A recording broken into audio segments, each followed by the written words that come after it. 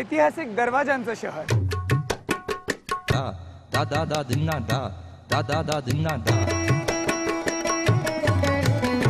तोंडात टाकताच विरघळणारं तारापान सेंटरचं पान, हा सगळा फ्लेवर आहे औरंगाबाद इथला। आपल्या बजाज डिस्कवर DTS वरून आपण सफर करतो या ऐतिहासिक शहराची। पण ही सफर सुरू झाली पैठण पासून। पुण्याहून पैठण आहे 212 किलोमीटर आणि पुणे औरंगाबाद अंतर आहे 235 किलोमीटर। पहिला औरंगाबादला पोहोचून तुम्ही पैठणचा बेत करू शकता। अहमदनगर मार्गे औरंगाबादला पोहोचणं सोपं आहे। हायवे असल्यानं रस्ता मोकाट आणि रायडिंग साठी स्मूथ आहे, पण व्हिज्युअली थोडा बोरिंग आहे। पैठण ही संत एकनाथांची कर्मभूमी। ज्ञानेश्वरांनीही इथं रेड्याकडून वेद वधवून घेतले। या भूमीला गोदावरी नदीचा स्पर्श आहे। वाडा संस्कृतीने नटलेल्या गल्लीबोळांमध्ये आम्ही जुनं पैठण शोधत होतो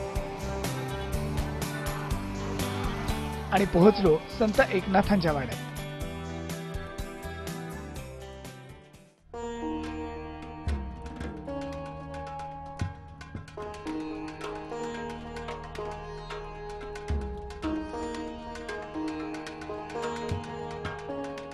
येणाऱ्या जाणाऱ्यांवर नजर ठेवणारी ही खिडकी,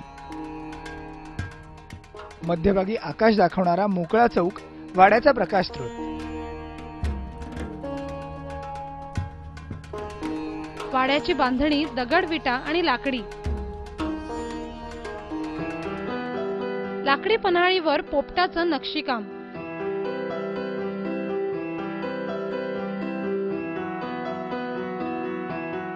वाड्यांचा दादरा जरा अरुंदच।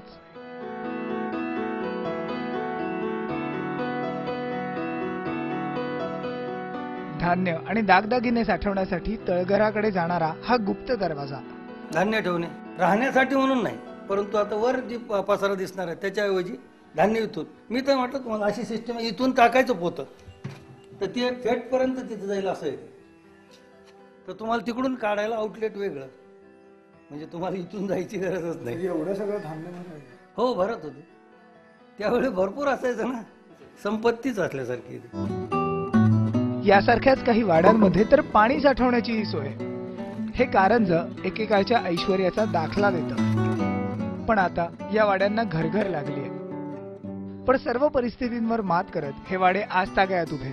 काहींनी ऐपतीनुसार त्यात बदल केलेत, पण संस्कृती ही जपली आहे। असाच एक आहे भाकरी वाडा। भाकरी वाडा का म्हणतात?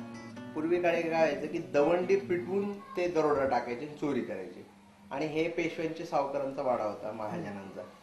आणि हा आता आम्ही घेतलेला आहे पापड्या लंगड, परंतु त्यावेळेस त्यांनी दवंडी पिटवली, त्याला काही वर्ष झाली, कित्येक जुनी वर्ष, की आज आम्ही ह्या भाकऱ्यांच्या वाड्यावर, आम्ही महाजनांच्या वाड्यावर दरोडा टाकणार आहोत। तर त्या सावकारांनी त्यावेळेस एक म्हातारी आजीबाई ठेवली आणि घर वगैरे सोडून ते निघून गेले, कारण त्यावेळेस मग ते मनुष्य आणि वगैरे प्रकार व्हायचे, बँका वगैरे नव्हतं। त्यांनी काय केलं की त्या आजीबाईंनी ह्या वाड्याची पद्धत आजही परंपरा चालू आहे, कोणी आलेला पाहुणा किंवा त्याला पाणी दिल्याशिवाय का काही दिल्याशिवाय घराच्या बाहेर रिकाम्या हाताने जाऊन द्यायचं नाही।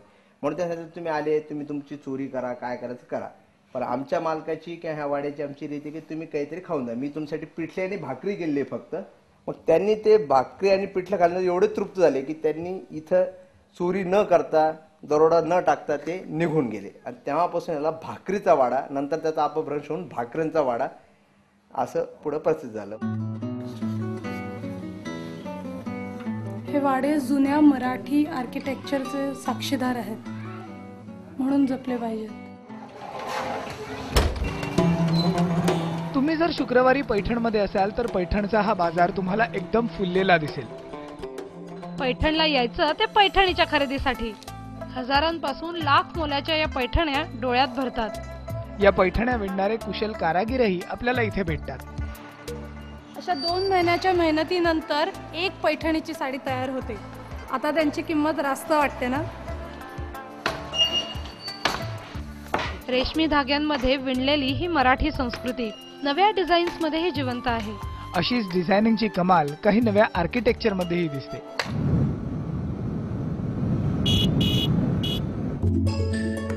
जायकवाडी धरण आशिया खंडातल्या सगळ्यात मोठ्या मातीच्या धरणांपैकी एक.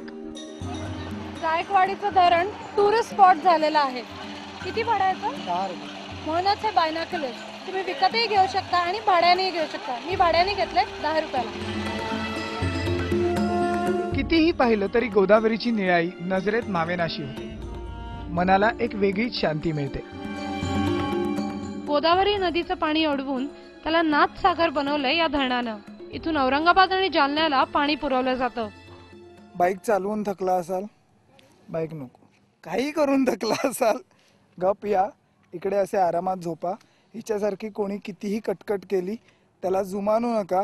शांत झोपा, मस्त झोप लागेल. एन्जॉय. इथं थोडा वेळ थांबायचंय म्हणून बजाज डिस्कवर DTSA साइट डिस्कवर महाराष्ट्रामध्ये घेऊयात एक ब्रेक. पुढच्या भागात औरंगाबादची ऐतिहासिक सफर आणि तारा पान सेंटरचं रस्सीलं पान.